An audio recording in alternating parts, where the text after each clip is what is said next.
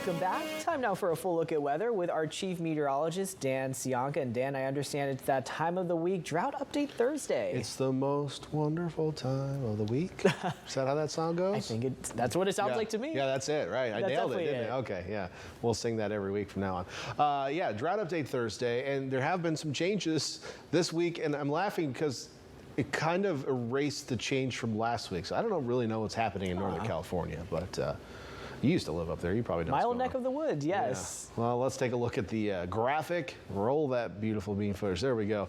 Drought update. So we're actually down to 5% of the state now considered to be abnormally dry. 0% of the state remaining in the actual moderate drought category. So that's some good news. We did shave some of the abnormally dry areas off of Northern California, including the area that was pretty much added last week. That's gone. But also another small little sliver here, which really comes from Oregon here. So just below the Oregon border and then right along the edge of this, the zones are kind of funky on these, but these are the areas removed from abnormally dry. Now the state is at 5%.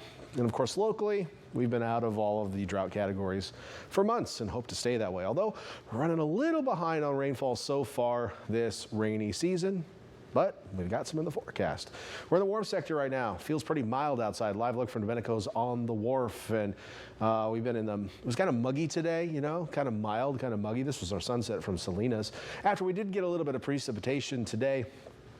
Highs mostly in the 70s, believe it or not. Monterey was the exception at 67. But out there tonight, we're mostly in the 50s. So could be a lot colder this time of year. Typically, we see lows in the low 40s for most cities, low to mid 40s for most cities around the bay. So a little bit warmer than that right now. I was outside a moment ago in Salinas and it didn't even feel as cold as 55 degrees.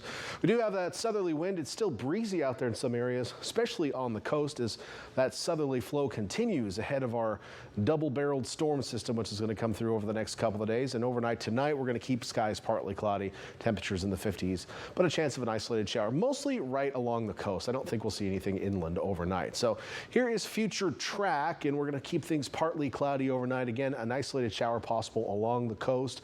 For the most part, that morning commute looks dry. You might find some wet spots on the roadways. You might be a couple sprinkles here or there, but I'm not expecting widespread rainy chaos during the morning commute. That's the good news. Later in the day, maybe a little different, though, as we see that next portion of the weather system make an approach. So we'll start to see a few showers generated ahead of that by around lunchtime, and then the bigger line is going to come in probably mid to late afternoon. So somewhere between around 2 and 5 o'clock, I expect the main line to come through. With this, we're going to see another swath of moderate rainfall, kind of like what we saw yesterday, although this one's juiced up a little bit more, and because of some instability in the atmosphere, we're likely to see some embedded thunderstorms, which could have some heavier downpours. So instead of just that light to moderate rain, some folks are going to get some heavy rain tomorrow. Now, it's not going to last very long, but heavy rain's enough to make puddles on the roadways, make things extra slippery out there. I'm probably not going to see any major issues on creeks or rivers or anything like that, but sure, some minor roadway flooding will be possible as this comes through. On top of that, there's the chance of some lightning as well. And what do we do if we hear thunder? We go indoors for a half hour or so, then come back out and then you're fine after that. But give yourself a half hour if you're hearing thunder. Obviously, time to cancel sports practice if you're seeing lightning or you're hearing thunder. So that first line comes through, and then we will be in a regime of showery conditions overnight, tomorrow night, all the way into Saturday. Several more rounds possible, an embedded thunderstorm possible as well. Then the actual overall low of the system approaches. So we've been in southerly flow for days, and we will be throughout the day tomorrow. But on Saturday sometime, we'll actually get a cold front that comes through. And this particular model has it around 8 a.m. It may be a little bit later in the day, but we see that wind change from the southerly winds to more of a westerly wind, which will start to bring some cooler air into the region. So we'll notice a cool down on Saturday. We'll still see a few showers out there. They may be a little bit more isolated, but there'll still be some out there.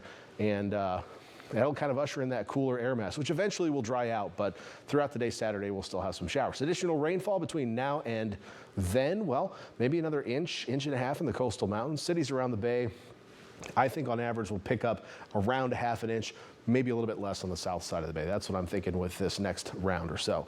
A quick look at your temperature forecast for tomorrow. I'm going to go through these pretty quickly, so find your location on the map. If you live in Ben Lomond, there you go. you're on the map. 63 for your high tomorrow. Also in the 60s, Santa Cruz, Capitola, East Shore of the Bay, lots of 60s tomorrow. In fact, most of us are going to be in the 60s tomorrow. 69 in Salinas, Hollister, Watsonville in the upper 60s, 67 there. Same in Monterey tomorrow. Touch warmer in Carmel, touch cooler out there to PG. And then down south, we're going to throw 170 on the map in Bradley, which was our warm spot today as well. So maybe a double day of warm spots. Looking at that 7-day forecast, let's talk about that one more time. So Friday, that's tomorrow, mostly cloudy.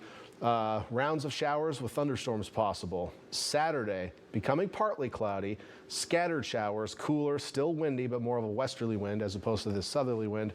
Sunday, a sprinkle or two in the morning, then just kind of a cool day, partly cloudy. Northerly winds kicking in. So we're going to go from southerly winds tomorrow to cold northerly winds on Sunday. But that cold air is pretty dry, so it'll warm up pretty quickly in the afternoons, Monday and Tuesday.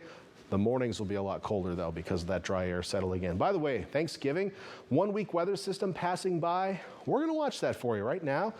For the first time, I've seen in the models, a couple models showing a little bit of precip, some light stuff in our neck of the woods. So we'll watch that for you. We don't really want any rain on Thanksgiving. People like a nice Thanksgiving. That's what they tell me. That's what I've heard. So we'll have to keep an eye on that for you. Austin? I believe Thanksgiving's just a week away. Oh, it's getting close. Buy them turkeys if you want to defrost them in time. Absolutely. Thank you so much, Dan.